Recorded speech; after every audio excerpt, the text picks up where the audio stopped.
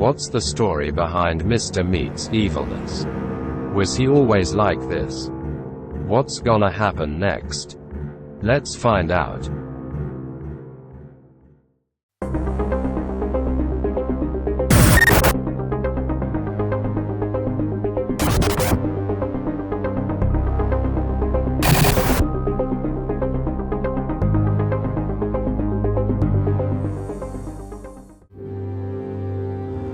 Jeffrey Metany, or Mr. Meat, was just a young boy when he first became obsessed with meat.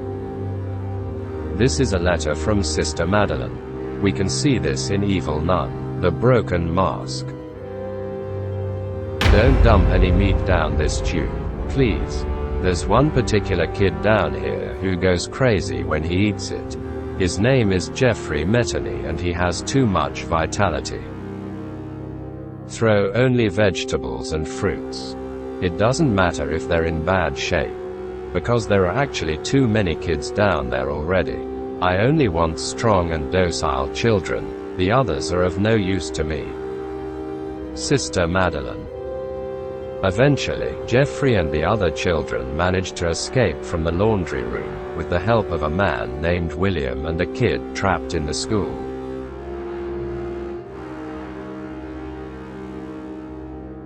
Later, Jeffrey fell in love with Susan and had 2 daughters, one of them being Rebecca. But things took a turn for the worse when he found out something terrible. Yes, Susan cheated on him. These are Mr. Meat's exact words. Do you realize that? I got your name tattooed on my arm and now you're changing your last name. The truth is that the initials are the same. So there is no difference. But I don't care. I still think it's a bit cheap on your part.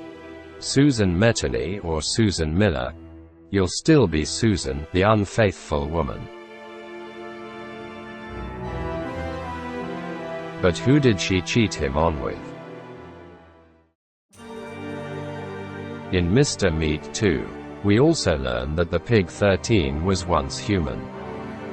Are you connecting the dots? This is a classified document we find at the warden's office. Thank goodness we made it. Prisoner 157 91st had us fed up. Today they are going to fry his brains. I hope his relatives don't cry for him, because he is an unpresentable. He deserves the worst of endings. Apparently that Pig 13 of his was a human before. Can you believe it?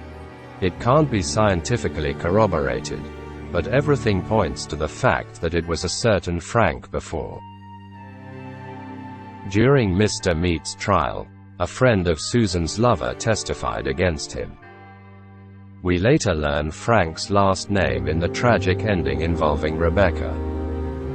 We find this transcription of the trial in the boiler room.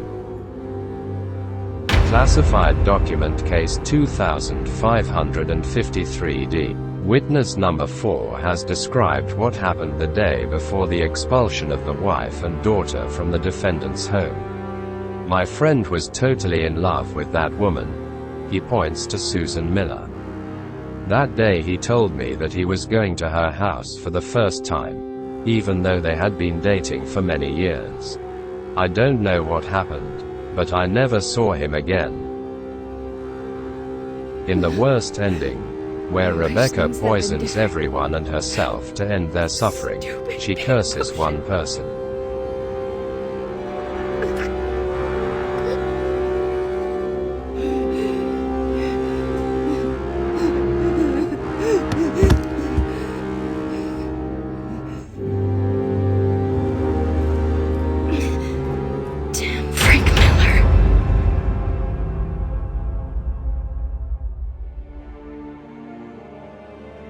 Now you know who Jeffrey Metany, also known as Mr. Meat, hated the most.